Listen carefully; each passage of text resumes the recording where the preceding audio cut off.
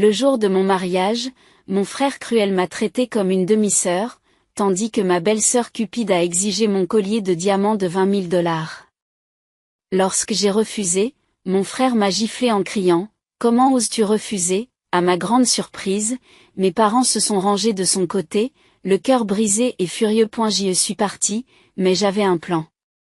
Dès le lendemain, je leur ai fait une surprise choquante qui a tout changé, et maintenant ils sont derrière les barreaux.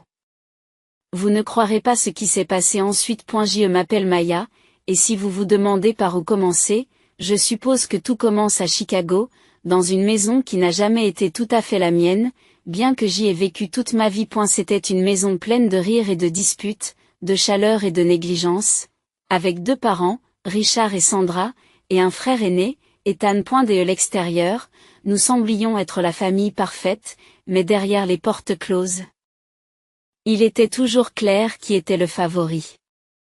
J'étais le 2e enfant, mais pour être honnête, j'avais l'impression d'être invisible la plupart du temps. Ethan, mon frère aîné, ne pouvait pas se tromper aux yeux de nos parents. Ils le traitaient comme s'il était l'enfant chéri.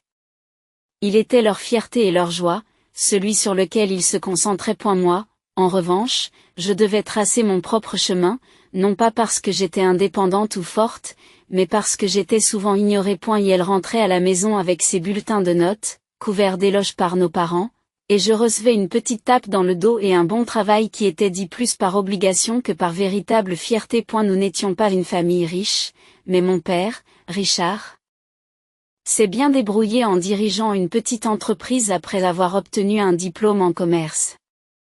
Il était fier de ses réalisations et s'assurait toujours qu'Ethan savait qu'il était l'héritier de tout. Je me souviens encore du jour où Ethan a obtenu son diplôme de fin d'études secondaires. Mon père s'est approché de lui a ébouriffé les cheveux et lui a remis une nouvelle voiture rutilante avec un sourire qui illuminait son visage.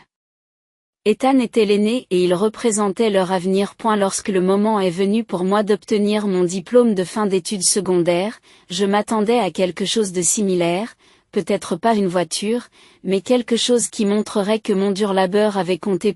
A eu lieu de cela, j'ai reçu une carte et la promesse de mes parents qu'ils m'aideraient à payer mes études. Ce n'était pas grand-chose, mais c'était mieux que rien, non?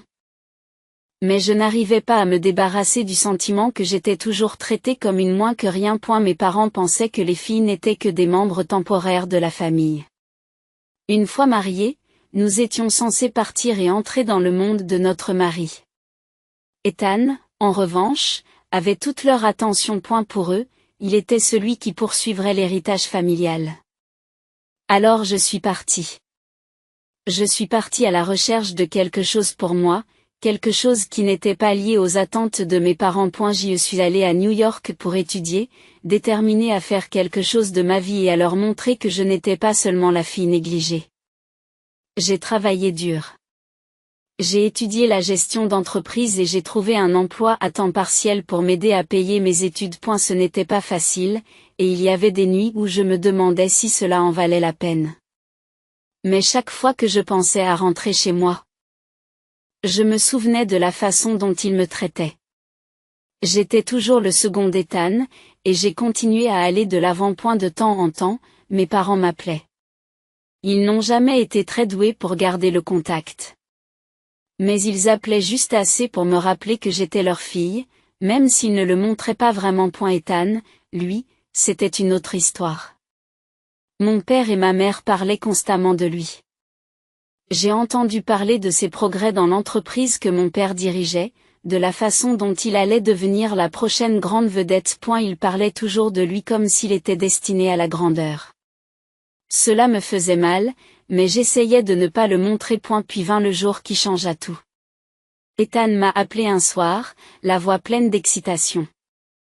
Maya, m'a-t-il dit, je suis fiancée. Je n'ai pas pu cacher ma surprise. Ethan sortait avec Chloé depuis un certain temps, et même si je ne la connaissais pas bien, j'avais toujours senti quelque chose d'anormal chez elle. Elle venait d'une famille riche, et elle semblait n'aimer Ethan que pour sa richesse.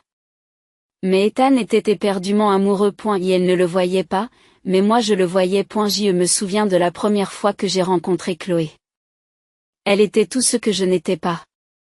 belle, raffinée, et si clairement consciente de son propre pouvoir. J'ai essayé d'être polie, mais je savais déjà qu'elle était le genre de femme qui pensait pouvoir contrôler tout ce qui l'entourait, y compris Ethan. Et c'est ce qu'elle a fait. Le jour du mariage arriva, et je n'étais pas ravie d'y participer. Mais bien sûr, j'étais de la famille, alors j'y suis allée. La cérémonie était magnifique, et les invités étaient tous de la haute société. Des gens venus de partout pour assister à l'union de deux familles puissantes. Je me tenais à l'arrière, me sentant comme une étrangère. Mais je n'ai rien dit. C'était toujours la règle dans ma famille. Rester silencieux, rester à l'écart. Ce n'est que plus tard dans la journée que tout a changé. Alors que la cérémonie touchait à sa fin, je me suis dirigée vers la scène, essayant encore de trouver ma place dans la célébration. Mais dès que Chloé m'a vue, elle m'a jeté un regard froid et calculateur. Maya, dit-elle, la voix dégoulinante de douceur. Qu'est-ce que tu portes? C'est un mariage, pas un enterrement. Je me suis figée. Le mal de tête qui me tenaillait depuis des heures s'accentuait, mais les paroles de Chloé ne faisaient qu'empirer les choses. Je ne m'attendais pas à être critiquée. Pas aujourd'hui, pas par elle. Mais je n'ai rien dit. Je savais que cela n'aurait pas d'importance. Rien ne l'a jamais fait. Elle n'avait pas fini. Comme si elle ne m'avait pas déjà humiliée devant les invités, Chloé a souri et a exigé que tu chantes quelque chose pour nous. Une chanson. Vas-y, Maya. Amuse les invités. Tu es là pour ça? Non, je n'en revenais pas. Ma tête me lançait, et chaque partie de moi voulait dire quelque chose d'acerbe en retour. Mais je ne l'ai pas fait. Pas à ce moment-là. J'ai simplement secoué la tête. Ma voix était à peine un murmure. Je ne peux pas. Je ne me sens pas bien. Chloé ne l'entendait pas de cette oreille. Ses yeux se sont rétrécis. Et devant tout le monde, elle a exigé que tu me fasses un cadeau. Un gros. Pourquoi pas un collier en diamant de 20 000 $? Quelque chose de digne de cette occasion. C'était comme si elle m'avait donné une gifle, ces mots coupant le mince voile de politesse auquel je m'accrochais. Je suis restée là, essayant de comprendre l'absurdité de sa demande. Mais mon frère, mon propre frère, est intervenu à ce moment-là. Sans hésiter, il s'est tourné vers moi, devant tout le monde, m'a giflé violemment. Pourquoi as-tu refusé ma femme? A-t-il demandé, la voix pleine de colère. Tu nous as tous mis dans l'embarras. Je ne pouvais pas parler. Je ne savais pas quoi dire. Ethan se tenait près de Chloé, les yeux remplis d'incrédulité, comme si j'avais fait quelque chose de mal.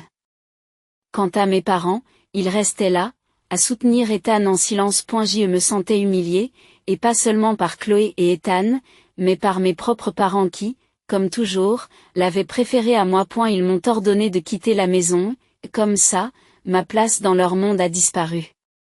Alors je suis partie. Je n'allais plus être le second choix de personne. Mais ce n'était pas la fin. Ce n'était que le début. Après avoir quitté la maison de mes parents ce soir-là, je ne savais pas quoi faire ni où aller.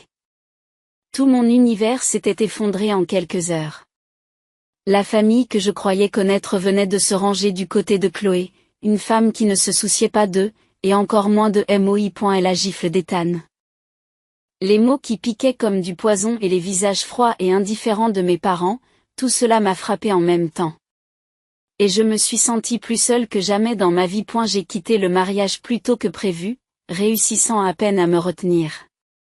Les larmes qui menaçaient de couler sont finalement arrivées une fois dans ma voiture, mais je ne pleurais pas seulement pour moi. Je pleurais pour la famille que je pensais avoir, la famille qui ne m'avait jamais considérée comme autre chose qu'un personnage de second plan dans l'histoire d'Ethan. Je suis retournée à mon appartement de New York, espérant que le fait d'être loin de tout m'aiderait. Ce ne fut pas le cas.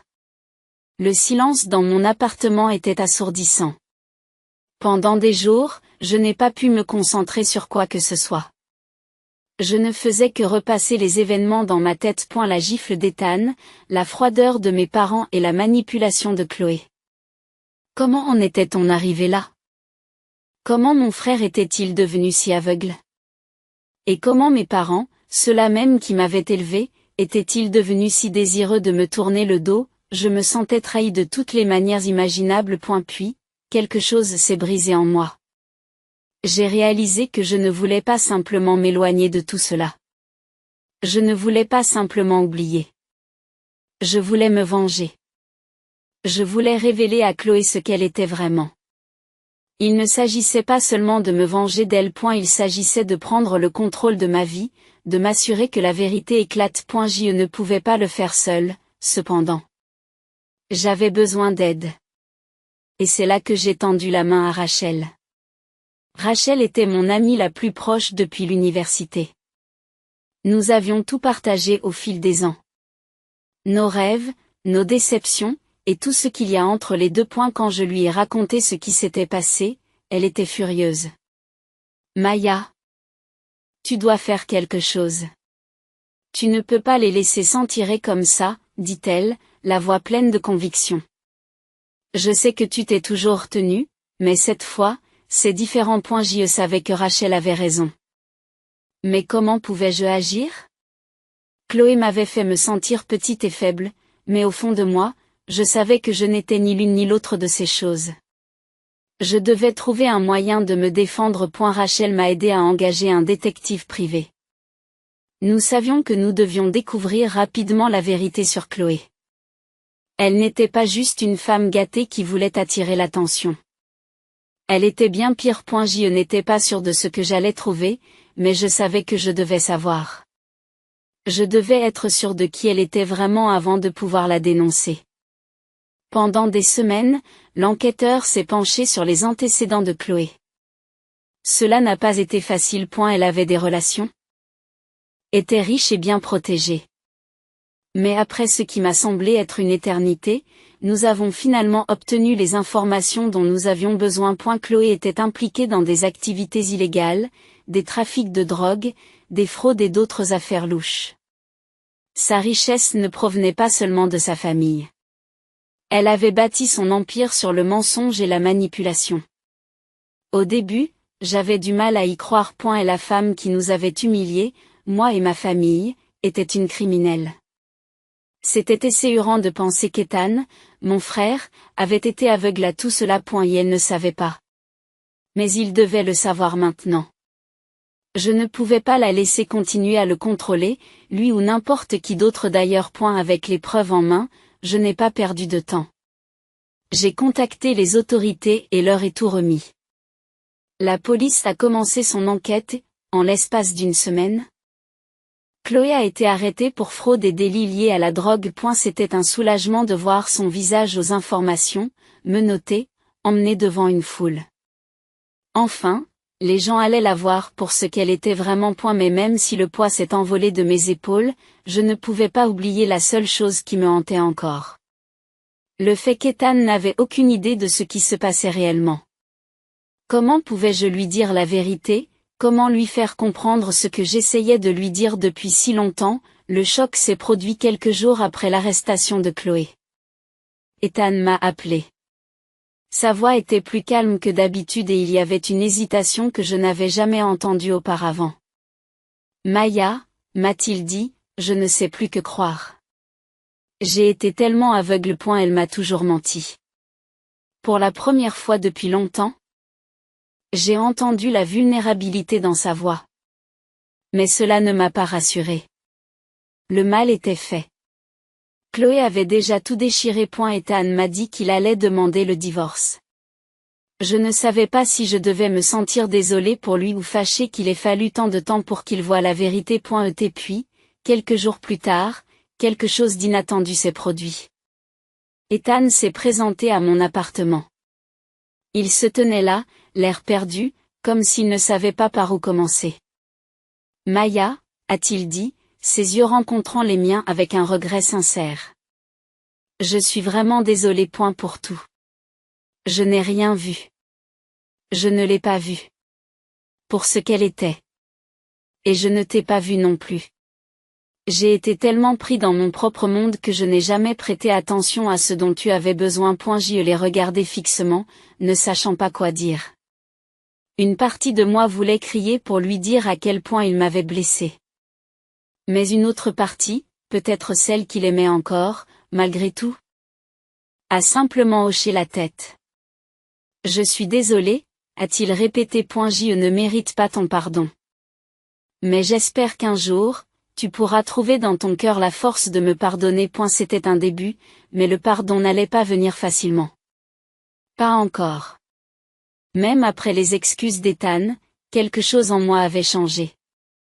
Je ne pouvais pas simplement lui pardonner tout ce qui s'était passé. Pas encore. Les années où je me suis sentie invisible, la gifle devant tout le monde et la façon dont mes parents l'avaient soutenu sans hésiter. C'était trop pour que je m'en débarrasse en quelques jours. J'avais besoin d'espace, de temps pour tout assimiler. Mais malgré ma colère, je n'étais pas du genre à garder rancune éternellement. J'ai décidé de retourner à Chicago. Une partie de moi voulait reconstruire avec ma famille, mais je savais que ce ne serait pas facile. Je ne savais pas si je pourrais reprendre là où nous nous étions arrêtés, ni si les choses seraient jamais les mêmes. Mais j'ai ressenti cette envie tenace, ce désir d'essayer, pour le bien de tout ce que nous étions. À mon retour à Chicago, ce n'est pas seulement la ville qui avait changé. C'était aussi ma famille.